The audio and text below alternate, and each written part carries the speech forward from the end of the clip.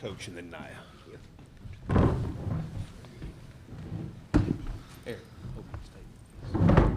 Okay. We're joined by Tennessee head coach Kim Caldwell and student athlete Naya Robertson. We'll begin with an opening statement from Coach, then we'll take questions for Naya. We'll dismiss Naya back to the locker room and then take questions for Coach. We had too many turnovers tonight. I think we got outworked, outplayed, outcoached from the very start. Questions for Naya? Cora, then yep. There's a bit of a break now before NCAA tournament. Just for you as a leader on this team, what's the most important thing on your mind of helping this team regroup? I would say just having positive talk, knowing that like my energy feeds off on everybody else. So when I'm here, I feel like everybody else is here. So I just got to just bring energy and just knowing like we got this. Maria? Naya, you guys, the very first part of the game, you tied it at 12-12, and then it just seemed every time you got momentum, it just slipped away. Just what happened in that first half and second half for the game to unfold like this? Just feel like people weren't ready. I mean, when we're not ready, it shows. So we just got to come out and be ready. Punch. We got to be the first one to punch. And when we get punched second, then we're going to have to dig out the hole.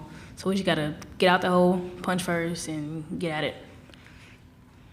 You're in the middle. Just when you say that you didn't feel like you were ready, was that something you felt kind of during the game, or was that something you could feel during the week of preparation?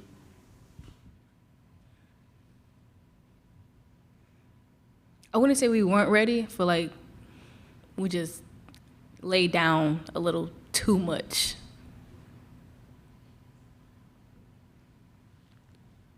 Any more questions for Naya? Cora? Just it feels like at times the team is on the same page at certain moments, or just what do you feel like it's going to take to kind of get this team kind of all going to be able to build that momentum in the game, and because it felt like at times like certain players could create some momentum, but it would slip away. Just do you feel like this team is where it needs to be in terms of being on the same page, or just how do you guys kind of get there? I feel like we're on the same page. We just have to know like we're not playing for yourself. We're playing for the person beside you. And knowing we're playing for the Tennessee on our chest, so just yeah. Any other questions for Naya? Naya, thank you very much. You can be dismissed back to the locker room. We'll take questions for Coach. We'll start over here on the right. Coach, Steve Reed from the AP. With 7 straight losses and 10 of 12, do you feel like this team deserves to make the NCAA tournament? And if so, why? What is your argument for that? Yeah, I do. I think we've played the hardest schedule in the country. I think the majority of that came in February, but we have significant wins, and I think that we hope to get in and continue to try to be a different team. Go in the back and then to Cora. Kim, Talasia walked out of the arena with Heather Irvin after the game. Locker room was still closed. She's not in the open locker room. Can you kind of walk us through what happened post-game and in that second half with her and why she left early without the team? Yeah, it was a coach's decision, and we just wanted to give her some air. I think your emotions can get running, and just wanted to get her outside and with a staff member so she could breathe. Cora? In terms of her not coming back in the game, just did you just feel like she reached a point where you felt like you weren't going to be able to get her back in the right headspace to play, or just kind of what led to the in-game decision to her not return? Yeah, again, it was, who knows if it was the right call, but we're trying to find combinations that work. Here in the middle. Kim, just with Denia Prawl, do you have any update on her status? Yeah, Lauren clocked her in the head the first day back of practice, so she's in concussion protocol and couldn't travel. Cora and then Maria. You mentioned finding combinations. The fourth quarter looked mostly 7 players. Do you feel like you're starting to find those lineups that you like, that you felt like could, build off of? I think that tonight, yes, but I think we're so inconsistent in games that you just never really know what you're going to get. Maria. I know you've got a big break here before the NCAA brackets are announced. Are you concerned about how the team played in this game and sort of running out of ways to flip this? Yeah, we definitely need some time. Our February back half has been absolutely brutal, and really need to regroup and get back to who we want to be and move forward from there. Go in the back.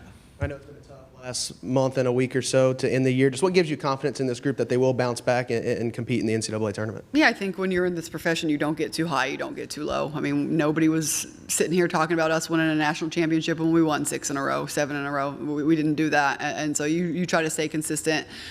We were hopeful that we would play better today and have some juice going into it. I think we did. We had great energy in warm-ups. We had great energy in the locker room before, probably the best energy I've seen. So I was a little bit surprised that we came out flat and then got in a hole and we couldn't recover. We'll here in the middle.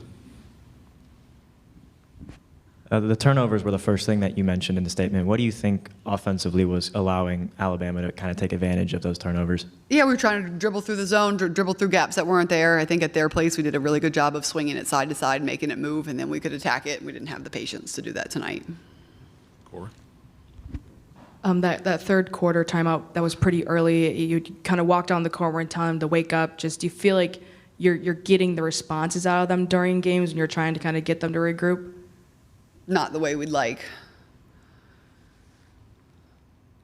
Maria. Coach, given you trying to find the right combinations and people that are playing hard, how much do you appreciate what Nia Robertson tries to bring every game?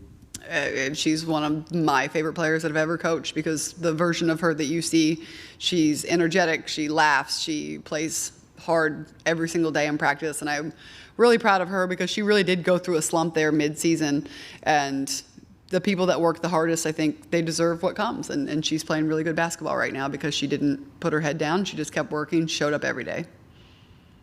Cora.